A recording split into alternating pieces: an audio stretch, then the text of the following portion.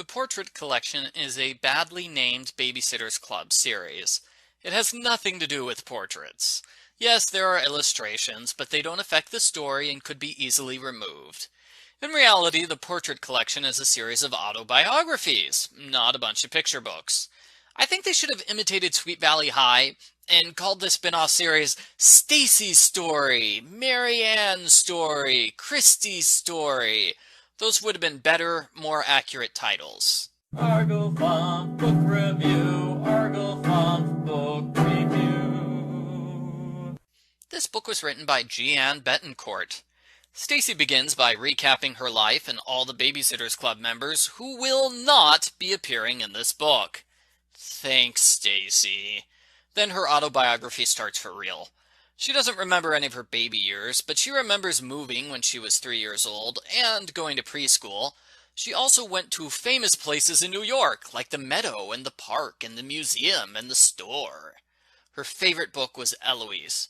For her 4th birthday, Stacey goes to the hotel and acts out the book. She rides in a horse-drawn carriage, and everyone at the hotel sings happy birthday to her, including the world-famous opera singer Pavarotti, who just happened to be there at the time. Yeah, whatever, Stacey. You shouldn't lie in your autobiography. The next section is 5-year-old Stacey in kindergarten. There's a new Cinderella movie, which Stacey falls in love with. She listens to the soundtrack all the time.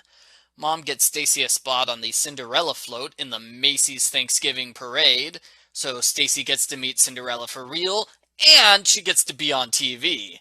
She is just the luckiest little kid, isn't she? The parade takes forever to set up. Cinderella arrives at the last minute and her crown blows off. When Stacey goes to retrieve it, she notices that Cinderella is wearing a wig. To be honest, I'm kind of surprised Stacey didn't get outraged that she's a fake Cinderella. Well, it turns out Stacey was standing in the wrong spot, so she doesn't appear on TV, only part of her arm is visible on the tape. The good news is that Cinderella lets Stacey keep the crown afterwards. She shows it off to the class to prove she was there, and it's a happy ending, because none of the other kids are smart enough to realize she totally could have gotten Cinderella's crown somewhere else. 3 years later, 8-year-old Stacey and Lane figure that they're mature and grown up enough to walk around New York City by themselves. No, you're not. They start by going outside and walking an extra block down. How sneaky! They make secret plans to live in an apartment by themselves, and their moms sign them up for ballroom dance lessons. Someday, my mother said, you'll be grateful that you know ballroom dancing. It's a skill you'll use through your life. Hold on a second. Let me count the number of times in my life that I've needed to do ballroom dancing. 1, 2... Never! Stacey hates ballroom dancing, even though she loves Cinderella, and ballroom dancing is a central part of the Cinderella story. I have no idea why Mom didn't mention Cinderella here. It's an easy parenting move. Stacey would have agreed to take the dance lessons in an instant. Stacey and Lane decide dancing is dorky, so during the first class they hide in the cloakroom the entire time. The next few classes they sneak out and visit famous New York places, like the one street and the other street. New York is so magical, seriously. The girls have food every time they go out, and I'm wondering where they're getting all this money from. 3 meals in New York for several weeks should set an 8-year-old back a lot. The girls decide to visit the famous toy store, which is 2 miles away, but the bus ends up taking an hour to get there. Wow, that is downright terrible public transportation. They would get there faster by walking. The girls are extremely late returning to ballet school. Their parents are furious, and Stacey says she never lied to them about skipping class. She told them she had a fun time, and that was true. I've noticed this is the exact same terrible excuse for lying Stacey used in Stacey's Lie. Why didn't her parents ever teach her that keeping secrets is lying? Why didn't they teach her that deliberately misleading other people is lying? Is this book supposed to be the history of Mom and Dad's terrible parenting mistakes? Because it kind of is, and it doesn't really match up with the way her parents act in the main Babysitter's Club series. Remember, her parents are super overprotective. That does not fit with the mom who's so distant she doesn't notice her daughter regularly runs away. In the end, Stacey's glad she was forced to learn ballroom dancing because it's useful for doing the foxtrot and the Lindy. Yeah, I'm pretty sure she's lying again. Anyway, Stacey decides the moral of the story is that she's independent and not afraid of new situations. That is 100% not the lesson that 8-year-old Stacey should have learned from lying to her parents and endangering herself. When Stacey is 10, her family goes on vacation to an isolated island in Maine. Stacey hates the idea. Why would you ever want to go somewhere that's not New York? There's nothing to do there. Ugh, there's no phone. This place is the worst. It's so boring. Stacey complains about the vacation the entire time. It is super annoying to read. What happened to learning you enjoy new situations, Stacey? Continuity. They get dropped off on the island where Stacey meets 10-year-old Mara O'Connell. Mara lives there year-round, and Stacey picks a fight with her because the island is so boring. Mara thinks Stacey's a wimp because she won't eat lobster or sleep outdoors, and she doesn't know how to drive a truck. Mara, most 10-year-olds don't know how to drive, just FYI. They act out the fable of the city mouse and the country mouse for a while, until Dad breaks his ankle.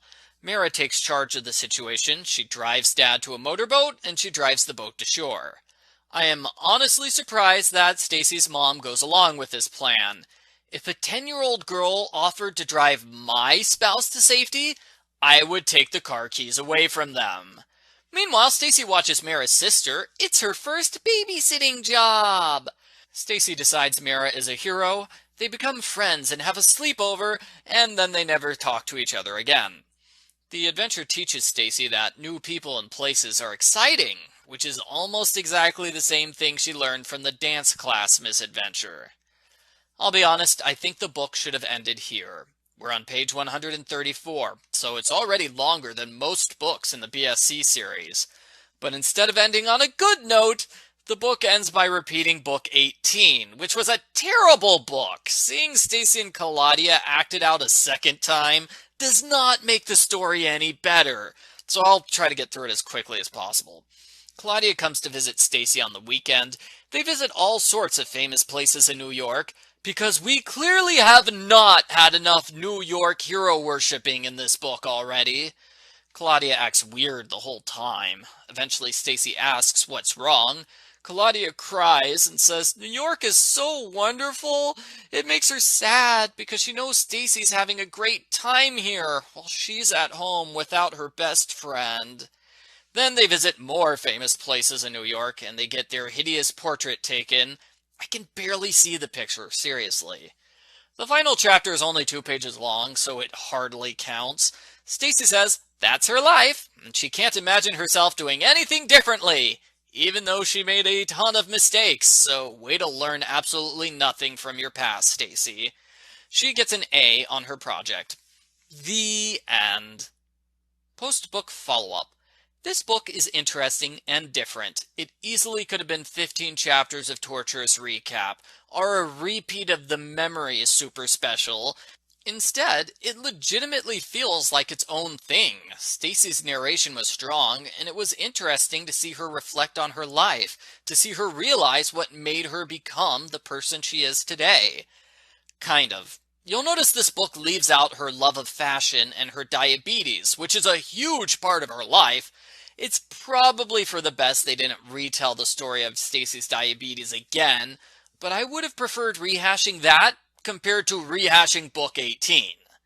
The divorce is a big part of Stacey's life, and the book does heavy foreshadowing for it. I like that.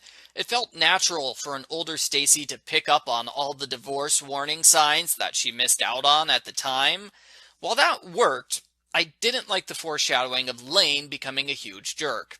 If Lane was a huge jerk the whole time, that completely undercuts the premise of Lane totally changed her personalities, and it contradicts the books where Lane was nice. So I like the one retcon, but not the other. This book is extra long. Obviously, including 13 full-page pictures stretches things out a bit. We also have blank pages that set off the start of every new section. I would have deleted all those blank pages myself. The final section is called When I Was 12, which is a lie because Stacey was 13 at that point in the series. Continuity! I thought the Eloise story was fine, if a bit unrealistic. I liked the Cinderella story. The dancing section was interesting, even if I disliked the ending a bit. The island segment was a pain because Stacey complained the entire time. And I understand why there was a Stacey-Claudia adventure, I just didn't like it in the slightest. I also didn't like the book's obsession with New York. I do not care that Stacey visited a famous street that I've never heard of before. If you told me what was on the street or why it's famous, maybe I would care more. The book occasionally explains why some New York places are awesome, but like many other pop culture references in the BSC series, they're so outdated by now, you'll have to look them up. Overall, the book was good, it's a neat idea, and I want to see the other babysitters get biographies in the same vein as this one.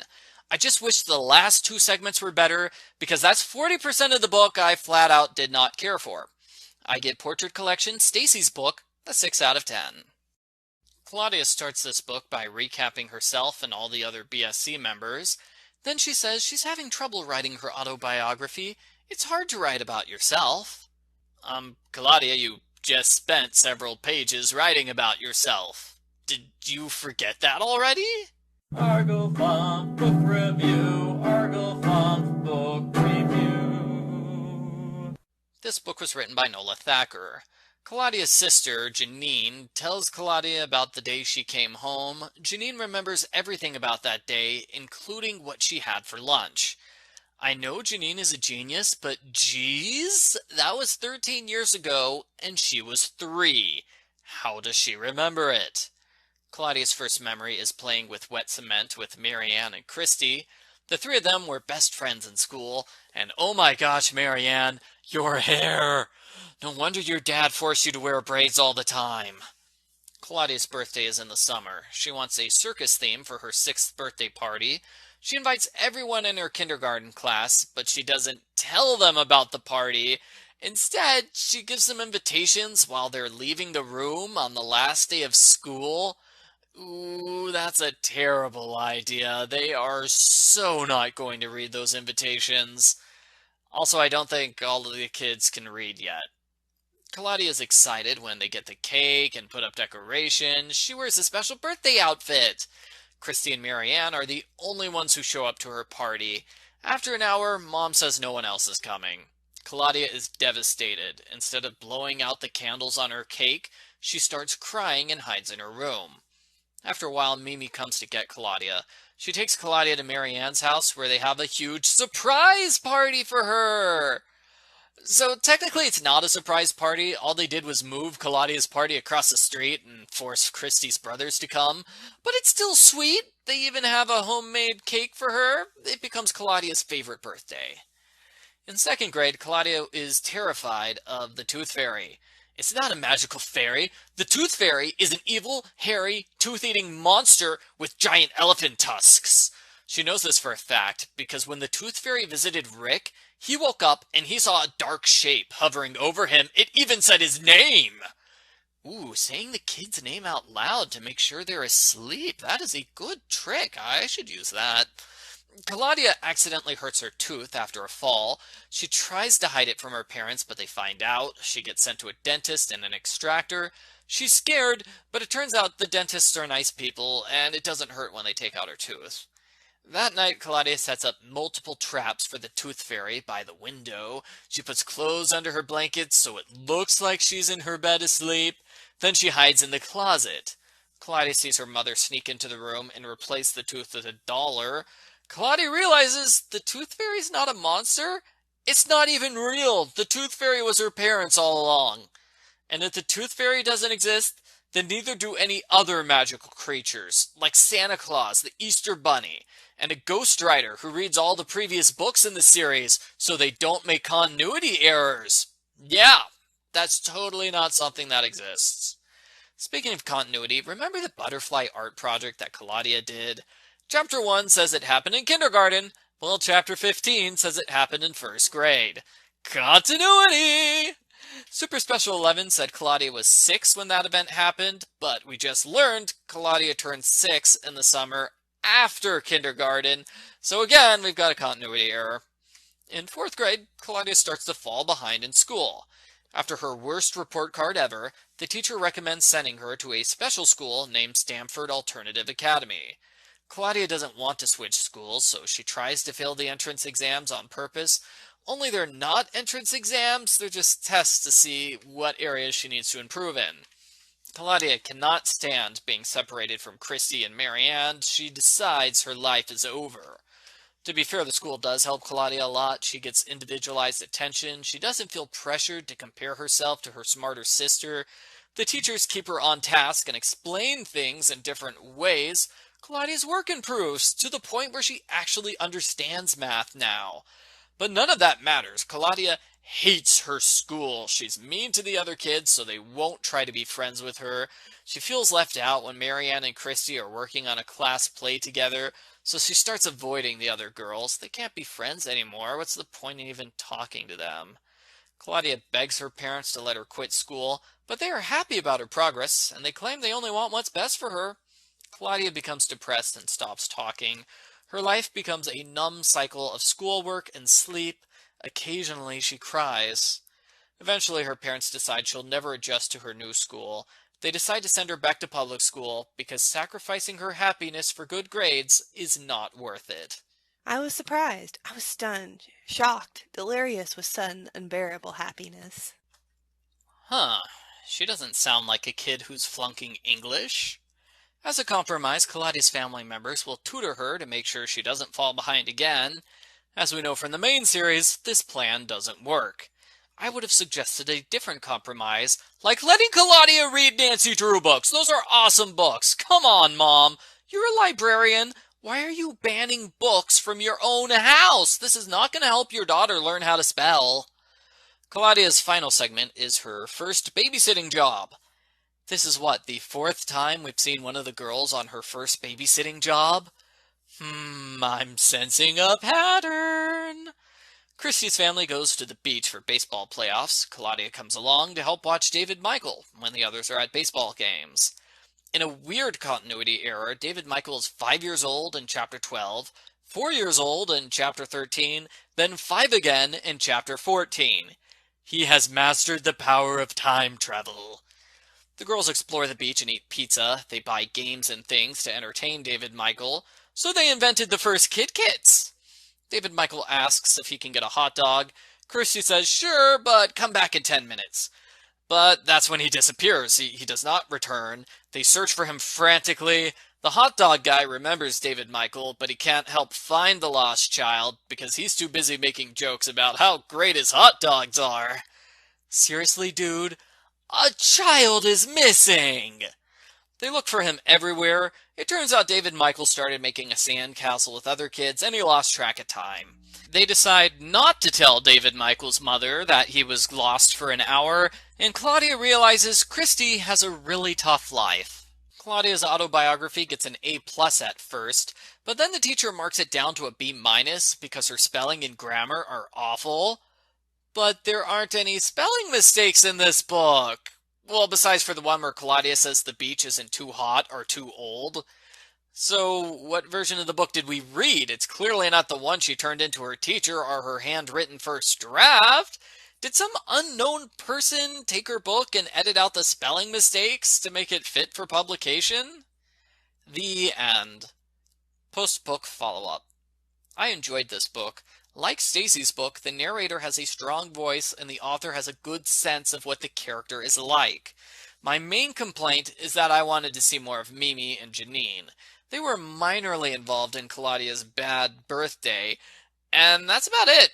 I don't know why they were left out of the school storyline. You'd think Mimi or Janine, the 7th grade genius, would have something to say about Claudia's schoolwork.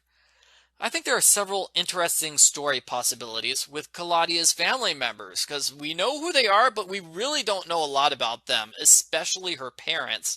So, what is her favorite memory of Mimi? What was it like when the family first learned Janine is a genius? Is Janine any good at babysitting? She used to babysit Claudia, right? And what's up with crazy Aunt Peaches? We could have had stories along those lines. Those are interesting ideas, but instead we got the Tooth Fairy story and Kristy's beach vacation. Any other BSC member could have narrated those stories, and they would be the exact same. So that's a thumbs down for me. The school story was the only one which is Claudia specific. Only she could narrate that story, and it was the best story. It's realistic. It does a good job of capturing Claudia's complex emotions. I kind of wish her parents had done a better job of the situation, but whatever.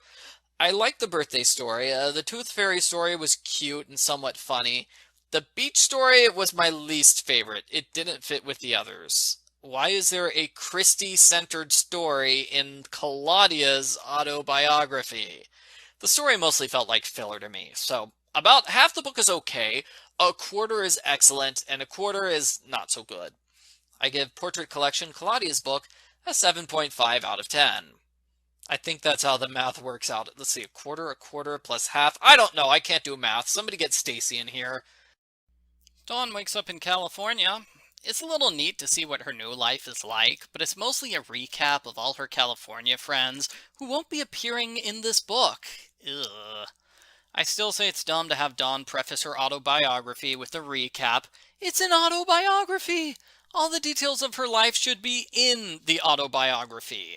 Arglefumph Book Review, Arglefumph Book Review.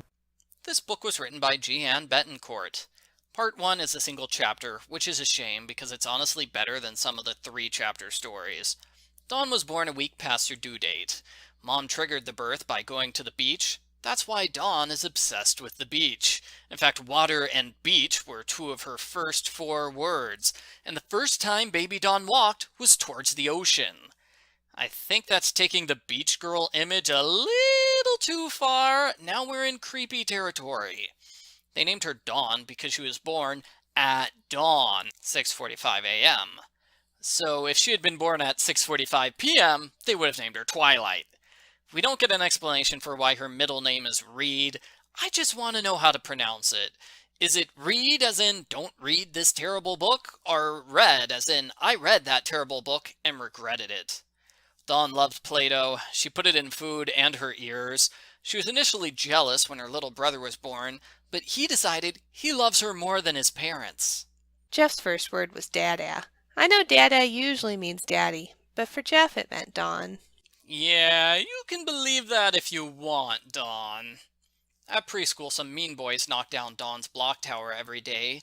She got revenge by gluing the blocks together. Ha ha! Part 2. When Dawn is 6, Sunny moves into the neighborhood. Sunny and her parents are weird hippies. The first thing they do is throw out their arms and dance in circles on the lawn, then hug each other. They have weird skirts, no shoes, flowers all over their car. Sunny isn't allowed to watch TV or play with dolls, so she plays Morse code instead. She thinks it's a cool game for Dawn to learn. Dawn is extremely skeptical. The neighbors stare when they do tie-dye on their front lawn, and Dawn decides the Winslows are too weird for her. Better get used to weirdos, Dawn. You're gonna join the Babysitters Club. They all go shopping together. In the toy aisle, Sunny gives Dawn a lecture on why plastic's evil, and if you ever use plastic, it means you're a monster who's killing the earth, and that's where Dawn learned to give people condescending lectures all the time. There's a sudden thunderstorm which knocks out the power. Sunny uses a light-up toy to get around, and then she uses Morse code to talk to people trapped in the elevator. Dawn decides Sunny isn't so bad after all, and they become friends. You might be wondering, hey, didn't we see this same basic story in Stacey's book? Yes. Yes, we did. Part 3. In my first outline for this review, I totally forgot this part was in the book, even though I only read it yesterday. This just goes to show how little of an impact it left on me. So, Granny and Pop-Pop are having their 50th wedding anniversary, which is impossible because in Book 9, Granny's only 63. Continuity! They try to decide what to do when Mom randomly starts singing San Francisco. So they decide to take a vacation to San Francisco. And because the Schaefers are huge jerks, they book the flight without double checking with their grandparents first. Hey, we booked you a vacation. What? We already had plans! Too bad, you're going to San Francisco now. My wife sang a song about it, so we have to do it. They make a big list of things to do, which is not exactly how they handled a family vacation when they went to Boston. Continuity. They visit a bunch of tourist places. Granny and Pop Pop say rude things about each other, and they decide to go to different things. Dawn decides, oh no, they hate each other! Pop Pop doesn't show up for dinner. Dawn worries, oh no, he's gonna break up with Granny! But it turns out he had the wrong time. And then Pop Pop doesn't have a gift for Granny. Oh no, he hates her! Oh, wait, he hid her gift inside a water glass. Dawn realizes, oh, they actually love each other. Their teasing is loving, not mean.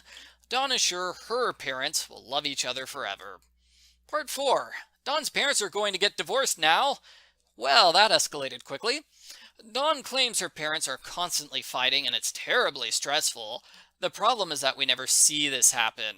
If Dawn didn't say they were on the cusp of divorce, you would never know it from this section because Mom and Dad spend most of the time agreeing with each other and working together just fine. They have a short disagreement at the start when they barbecue. Cole jumps out of the barbecue and lands on a pile of newspapers. It's not explained why they keep newspapers near a barbecue grill. That seems like a terrible idea. Mom and Dad both blame each other for the accident, then go back to normal. Dawn becomes obsessed with fires. She makes a fire prevention list and lectures them on fire safety. She does a fire safety drill in the middle of the night. I sure hope my kids don't do that. Dawn babysits Clover and Daffodil. They play school when there's a real fire in the kitchen. I must say, it's convenient that Dawn developed an obsession with fire prevention 2 days before an actual fire. She gets the kids out safely and calls the fire department. As a reward for her good work, Dawn gets in the newspaper and the mayor gives her a medal. Believe it or not, Dawn talks about this incident in the last chapter of Book 4 when Kristy asks if Dawn's qualified to be a babysitter. Wow! Talk about continuity! Part 5. Dawn just joined the Babysitters Club. Kristy goes over all the rules of babysitting, which have never come up before, not even in Marianne Breaks the Rules. Continuity! Rule number 4 is protect the client's privacy or mind your own business. No snooping, unless you're in one of the BSC mystery books. Dawn babysits Sandra Lazar. They have fun pretending they're on a TV cooking show, and Sandra likes it when Dawn reads to her. Dawn notices a letter from the school which says Claudia will repeat 7th grade. It says Sandra will repeat 2nd grade. The next week, Dawn accidentally tells Sandra she's going to repeat a grade. The Lazars get mad at Dawn because they wanted to keep it a secret from Sandra as long as possible. Now you just ruined her summer, Dawn. Dawn would normally give the Lazars a lecture on why they're making a terrible parenting mistake, but she is too embarrassed about what she did. The Lazars never call the BSC again, so Dawn gets away with breaking club rules. After this, Dawn and Sunny decide to read each other's autobiographies. I hope Sunny skips over the parts where Dawn called her a weirdo. Dawn is super nervous about her grade. She gets an A-, but a B for presentation, and I have no idea what that means in this context. The end. Post-book follow-up. I did not like this book. The first chapter was good. The section with Sunny was okay. It's neat to see that the two best friends didn't like each other at first, but the story was reused from Stacey's book, and I thought it was kind of weird that beach-loving Dawn never invited shoeless Sunny to the beach. That was the obvious way for Dawn and Sunny to get acquainted, but instead, Dawn's beach obsession never comes up again. Introduce it in the first chapter, never mention it again.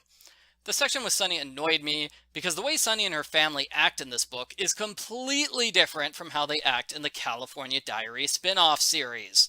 Granted, the California Diaries series starts about 2 years after this book came out, but it's also different from how they act in the main series. As Dawn says at the start of Part 3, their personalities changed. Well, great! Why did you introduce them with personalities that are never going to be seen again? The section in San Francisco was boring and pointless. We haven't really seen Dawn's grandparents before, so there is definite potential for a new, interesting story. Same with Jeff. This book could have had a story with Jeff, who's a fun, interesting character. I would love that! But instead of learning about Dawn's relatives, we get tourist sites in San Francisco, paired with Dawn worrying over nothing. Part 4 was bad. I wanted to see the divorce stuff, since the super special about that left me with a lot of questions. Namely, why did Dawn's parents get divorced in the first place? But this book ignores the divorce stuff in favor of fire safety lectures and a conveniently timed fire. I guess it's cool to see the fire incident that was mentioned in book 4, but that was over 100 books ago. I honestly forgot that was part of Dawn's backstory. Part 5 felt like an excuse to bring the Babysitters Club into the story. There's no connection between it and the other stories. I guess it was neat to see the normally perfect Dawn mess up, but it ended up being Dawn breaks a rule we've never heard of and suffers no consequences for it. Overall, I did not like the book. I would have changed 3 of the 5 stories, and the narration felt more like generic narrator than Dawn to me. I give Babysitters Club Portrait Collection, Dawn's book, a 4 out of 10, because I like 2 out of the 5 storylines. A good portion of Mary Ann's autobiography focuses on her maternal grandparents. There's no mention of her paternal grandparents. Where are the Spears? Are they still alive? Arglefumph Book Review, Arglefumph Book Review. This book was written by Jeanne Betancourt. As usual, we start with Mary Ann recapping her life and all the Babysitters Club members who won't appear in the book. She mistakenly says Abby's father died 7 years ago. In reality, it was 4 years. Continuity! Part 1. Mary Ann doesn't remember her mother at all, but she remembers running to meet Dad when he came home. Dad braided her hair and played with her and read to her every night. Aww. She was shy in nursery school, but Kristy helped her make friends. Part 2. In first grade, they have a Mother's Day tea party. At first, things seem okay when Mary Ann invites her dad, but then the class laughs at her for inviting a man to a tea party. Alan Gray is the one who laughs the most. Kristy tries to hit him. So, even as kids, he was obnoxious and she was violent. Mary Ann invites Claudia's grandmother, Mimi, instead of her father. She's too shy to tell her father. She just avoids talking to him about the party and hopes he'll forget about it on his own. As you'd expect, both Mimi and Dad arrive at the tea party. Mary Ann is super embarrassed, but her teacher assures her it's okay for her dad to be here. He acts as a father and a mother to Mary Ann. At home, Dad helps comfort Mary Ann, and they realize they love each other more than anything else. Now, I would assume Mary Ann's okay with Mother's Day after this, except in the Mother's Day book, Mary Ann throws a fit and again has to learn the lesson that her father is also a mother to her. So you could complain that this is a repeated storyline. Part 3. Nothing interesting happened in second grade. Let's skip ahead to summer. Kristy's mom signed her up for ballet classes. Claudia wants to do ballet too. Mary Ann doesn't want to do ballet, but she does want to avoid her terrible babysitters. I did have a pretty pathetic series of sitters that year. Every one of them was boring, boring, boring. For example, Mrs. Mason talked about her grandchildren all the time. She also drank a lot of beer on the job. That's why my dad fired her. The ballet teacher is strict and dislikes tutus, which is 90% of the reason why the girls wanted to do ballet in the first place. The best part of class is when they get to watch movies. The worst part is when Mary Ann has to dance by herself in front of the other students. Mary Ann hates ballet, but she decides to stick with it because her dad likes the idea. When they have a recital, she is so upset she throws up.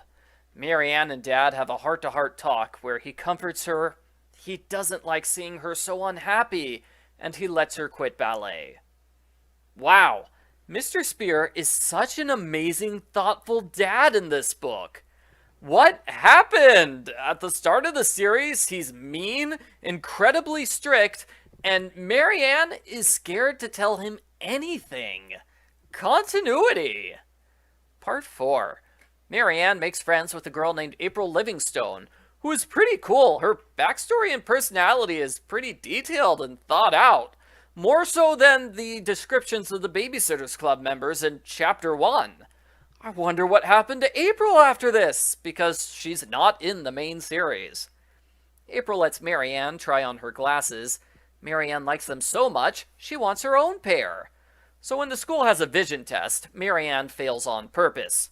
She puts some effort into this. She memorizes which letters look most similar to each other to a person with bad eyesight. Marianne is sent to the eye doctor. She's worried he'll figure out she cheated to fail the test, and she's going to be in big trouble. But by lucky coincidence, Marianne does need reading glasses. So she gets out of trouble by pure dumb luck. It's a touch odd that Marianne could see every letter in the vision test perfectly, but still she needs reading glasses. Is this a flawed vision test? Anyway, Claudia and the others make goofy eyeglasses to help Marianne feel better about having glasses now. Part 5. Marianne spends a full chapter recapping mystery number 5. Ugh. In that book, Marianne freaks out that her grandparents are gonna steal her forever. I noticed she makes it sound way more reasonable in her recap here. Marianne's grandparents raised her until she was 18 months old. Then she went back to live with her dad, which is awful timing. He would have been forced to potty train her alone. I'm surprised he didn't wait for the end of potty training before taking her back. Marianne visits Grandma Verna for 10 days. The two of them have major communication issues. Grandma is still upset about her husband's recent death. She keeps expecting Marianne to remember people and things, and she refuses to talk about Mom. Marianne hates this. They bake together. Grandma criticizes Marianne and says mean things under her breath. Marianne snaps at her and says, "She wishes she never came here! You're the worst, Grandma!"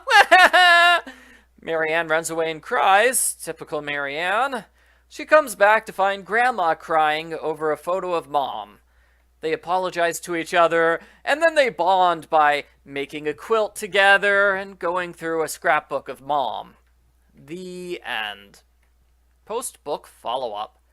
Marianne gets an A+ on her autobiography, probably because she turned it in long before the other kids. I like the Mother's Day section. I didn't like the ballet stuff as much. I'm not sure if Dad made the right parenting move in letting his daughter quit ballet the night of the big recital.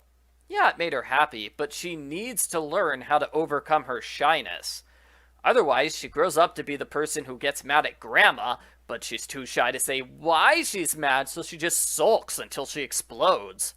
The stuff with Grandma was okay, but I wanted more of it. It felt super rushed because it was only 2 chapters long, not 3. That's what happens when you waste one of the 3 chapters recapping another book. As for the eyeglasses storyline, that was okay too. It reminds me of the fire storyline from Dawn's book. They're both a backstory for a small detail that was mentioned in the early books, but never came up again.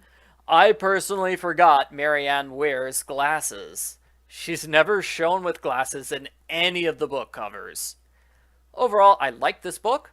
I loved all the stuff with Marianne's father. It was sweet. Maybe that's just because I'm a stay-at-home dad, and so I'm just a sucker for sweet father-daughter moments. The narration of the book was strong. It definitely felt like Marianne was telling the story, and not a generic Babysitter's Club narrator telling the story. I give Babysitter's Club Portrait Collection, Marianne's book, an 8 out of 10. Kristy tries to work on her autobiography when pretty much everyone in her house comes into her room and interrupts. No privacy whatsoever. Mom lies down on Kristy's bed and doesn't want to get up again, which is rude, but as a parent, I totally understand wanting to sleep in on Saturday mornings. Arglefumph book review. Arglefumph book review. This book was written by Jeanne Betancourt. Part 1. Mom went into labor at a Yankees game. Dad insisted on staying for most of the game before leaving for the hospital. Yes, Dad cares more about sports than the birth of his child. Sadly, that's how he'll treat Kristy for the rest of her life. Kristy was an active child, and her first steps were running to grab a ball. When she was 5, she, Marianne, and Claudia started a snow woman making business on their street. The neighbors paid them for it, mainly because they knew the money was going towards Mimi's birthday present. The girls bought Mimi a scarf that she wore for the rest of her life. Aww. Part 2. Young Kristy is upset because her older brothers always get to do more stuff than her. They stay up later, they can go places by themselves.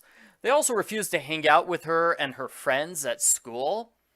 One day, her brothers are invited to see Car Man. It's a superhero movie about a used car salesman who fights crime with the ability to turn into any car he wants. I'm not gonna lie, that sounds awesome. I can totally see a scene where he sells himself by accident. Kristy takes $10 from home and pretends Mom said she could come with. The other kids don't complain because $10 is enough to buy her ticket and popcorn for everyone. I have to laugh.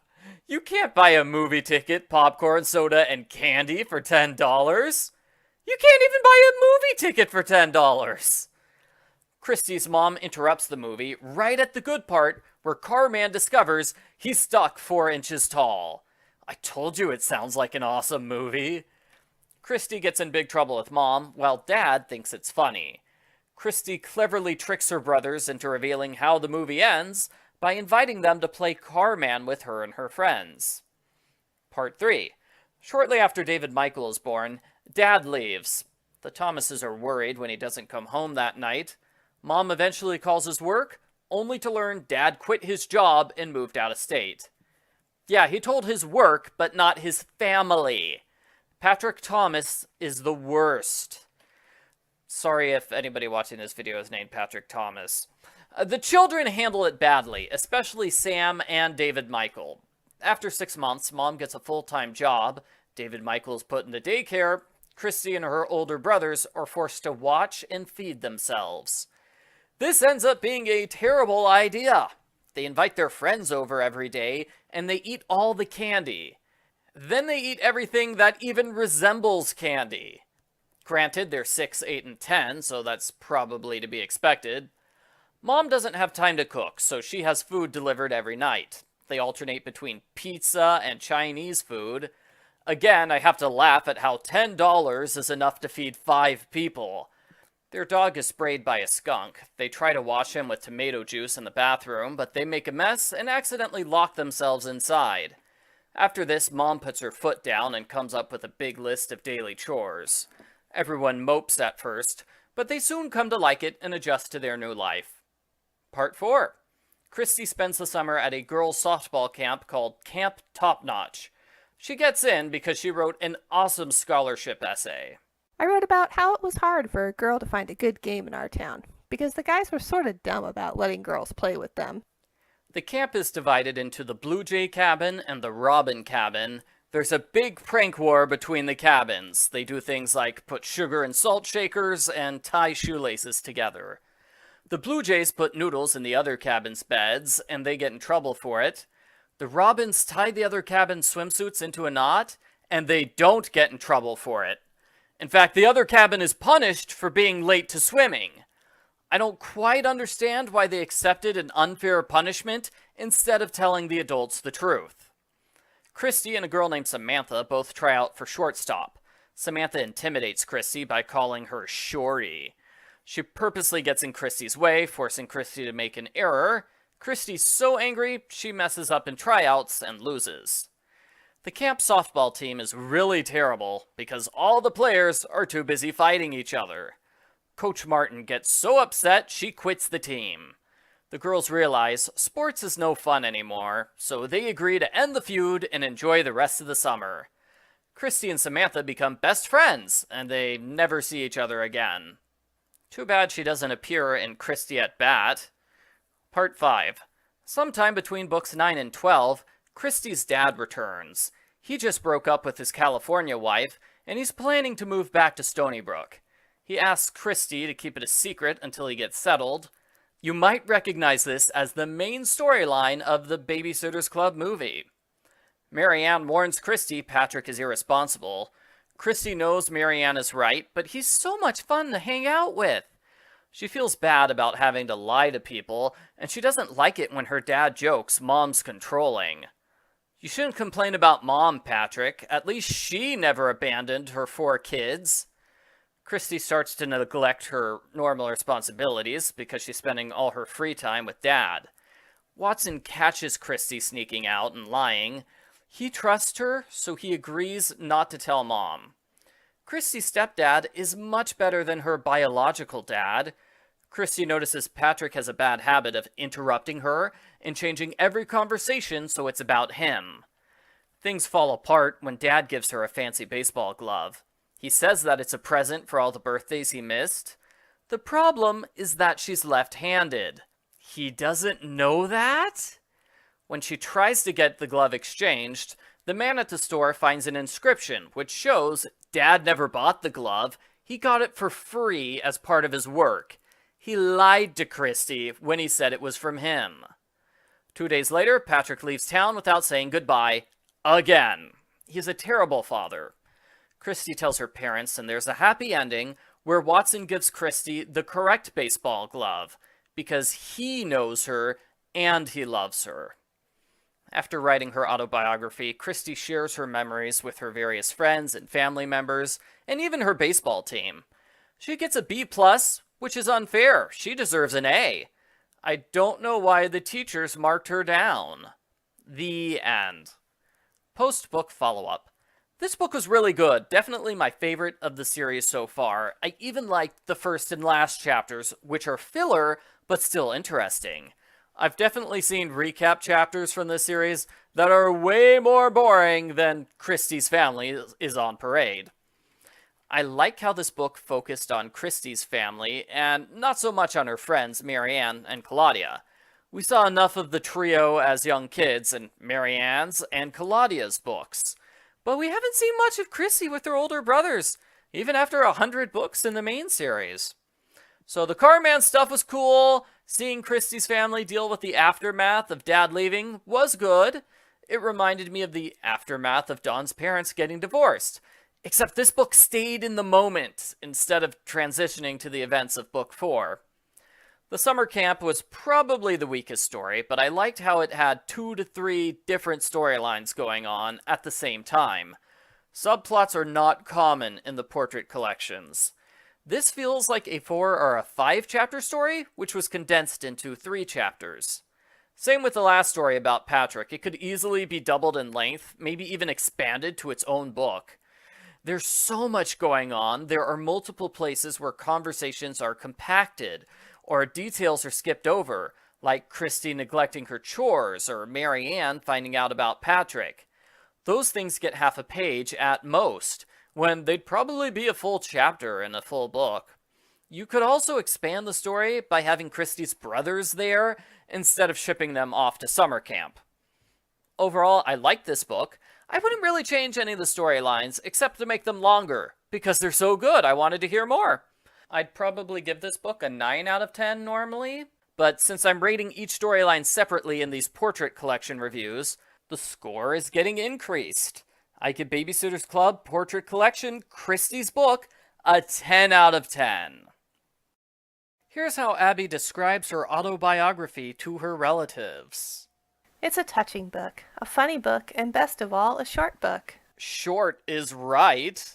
At 21,000 words, it's the shortest book in this biography series, a full quarter shorter than Claudia or Stacey's book. You're a slacker, Abby. Arglefumph book review. Arglefumph book review. This book was written by G.Ann Betancourt. Part 1. Mom gave birth a month earlier than expected. Abby and Anna were easy babies because they always calmed each other down. Abby had a difficult time learning to tell the difference between herself and Anna. That's interesting because she spends all of Part 2 getting mad at other people who can't tell them apart. Abby likes sports, and Anna likes music. How could you not tell which one is which? Abby is disturbed by twin grandmothers who look and act exactly alike. She's even more disturbed when Anna wants a different backpack than her. Part 2. When the girls enter first grade, none of the other kids can tell them apart. They call both twins Abby Anna. The teacher, Mrs. Rothschild, is a huge jerk who doesn't even try to learn which twin is which. She orders them to color code their wardrobes. So Abby always wears red and Anna always wears blue. This doesn't help. Half the kids still call them Abby Anna, while the other half call them Red and Blue. Sort of like Pokemon Red and Blue, which were super popular when this book was released. I find it weird that telling the girls apart is a big problem in first grade, when it apparently wasn't a problem at all in kindergarten. Why wasn't it a problem last year? Were they in separate classes? Abby and Anna do a twin switch at school. No one notices the difference, not even their own father. Abby is so sad that people don't see them as individuals, until Dad reveals he did know the difference between them. He was just playing along with their joke. The situation is resolved when Dad takes Anna to get her hair cut. Now everyone at school can tell them apart, and Abby is happy on her birthday when she gets her own cake. Part 3. 3 years later, it's a seemingly normal day. Dad sees the kids off to school while Mom goes to work at her publishing job. Even though the main series says Mom was a professional chef at this time, continuity, Abby and Anna are summoned to the principal's office, where they're told Dad died in a car accident. They go home where Mom is devastated. She hides in her room all the time. She cries and dresses up in Dad's clothes. The grandparents take care of everything for a few weeks, which includes a Jewish funeral and Shiva. It's pretty sad stuff. About a month later, things are still terrible. Abby and Anna have quit all their after-school activities. Now Abby just watches soap operas all day. Mom never cooks or cleans the house. Abby puts her foot down when Mom says she'd rather buy new clothes than do laundry. Abby says Dad would hate the way things are around the house. This is the first time Abby has mentioned Dad's name in front of Mom. It's such a big shock that Mom snaps out of her funk. She makes a plan to get life back to normal, and by that, I mean she continues to be an absentee parent who doesn't interact with her kids. But she does hire a nanny to clean and cook, so the house isn't as much of a mess. Part 4. 1 year later, nothing's changed. Mom spends all her time at her job, while Anna spends all her time on music and homework. Abby's sad the family never spends time together. Mom surprises them with a 10-day vacation at Sanibel Island, Florida. Abby does beach sports, Anna makes new friends, and Mom golfs whenever she's not doing work. Abby has a great time until she realizes, oh no! They're all doing different things. That's not spending time together. For 2 chapters, Abby complains she wants to be with her family. She doesn't tell them what's wrong, though. I thought Abby was confrontational, but here she's totally fine with moping for a week. Abby says they should attend a New Year's Eve party for families. Mom explains she can't handle doing family activities anymore. All they do is remind her of Dad. Since Dad's old holiday traditions are painful, they replace them with new holiday traditions. I guess that's nice, but that doesn't really solve the problem that all 3 family members constantly avoid each other. Abby prays to Dad, and she sees a shooting star, which convinces her the family will be okay. Part 5. 3 years later, Mom is still terribly depressed about Dad. She can't even go outside without feeling bad. It sounds like Mom needs some professional help. Mom decides the best way to solve her problem is to move out of state without telling anyone. No, seriously, she doesn't tell her kids they're going to move. She takes them to Connecticut and goes on a secret house shopping trip without telling them what she's doing or why. Mom eventually tells Abby and Anna they're moving away. She's surprised they didn't already know. You never told them, Mom. How were they supposed to know? The girls complain they don't want to leave their school and all their friends. Mom says too bad, she already sold the house. Oh, and she's selling everything they own, too. Mom is a huge jerk in this part of the book. I understand she wants to get away from everything that reminds her of her dead husband, but that doesn't mean it's totally okay for her to completely upset her children's lives without warning. Also, lying to them for months? Not a good idea. The new house is absolutely massive. Why do they need a mansion with over 10 rooms for 3 people? Mom should have gotten a more reasonable house. The rest of the story is Abby and her family moving into the new house. This is taken directly from Kristy and the Dirty Diapers, only Abby doesn't seem to realize how much Kristy disliked her at first. Abby gets an A- on her autobiography because there is no way the teacher's going to give a bad grade to the kid who wrote about her dead parent. The end. Post-book follow-up. There are 2 stories which I expected to see in this book, which did not appear. First, the story of Abby's allergies. Her allergies are such a big part of her life, you'd think they would get a mention. Same with her love of soccer, which made the cover, but not the book. Second, Abby's transformation into a joker. That was mentioned in her first book. She was upset after her dad's death, until she made a stupid joke. She found herself laughing uncontrollably, and it helped her come to grips with the fact that she could still be happy without betraying her father's memory. I wanted to see that scene. Instead, the book takes the route of having Abby be a joker for her entire life. I liked part 1 about the girls as toddlers. It ties in directly to part 2, where the girls struggle with self-identity in the face of a world that denies them. I like that part, although other reviewers thought it was a lazy rehash of the Arnold twins book. Sadly, Anna isn't important for the rest of the book. Yeah, she's there, but she doesn't play a major role. It's mostly about Mom. Part 3 was okay. I wish Abby talked more about her feelings, instead of just narrating what happened. I wish Abby had talked about Dad's death with her sister, or her grandparents, or anyone. It's interesting that Abby paints herself as the only family member who's accepted life without Dad, when in the main series, she refuses to ever talk about him, not even in her inner monologue. Part 4 was fine. The bad vacation premise could easily be changed to fit Kristy or Claudia or another club member with siblings. I did not like part 5, which was mostly Mom being a terrible parent. Mom's a terrible parent for the majority of the book. She doesn't even try raising her own kids because she's too busy hiding from reality. I didn't like reading that, and all the stuff with Mom brought down the book for me. I much prefer how Kristy, Marianne, Stacey, and Dawn's parents handled unexpectedly becoming a single parent. Overall, I liked 4 out of the 5 stories, although I didn't like the stuff with Mom. It's interesting to see Abby's life before the Babysitters Club, since we know so little about it compared to the other club members. I wish this book had been as long as the others in the series, and I probably would have liked different stories for the last 2 parts. I give Babysitters Club Portrait Collection Abby's book a 6 out of 10.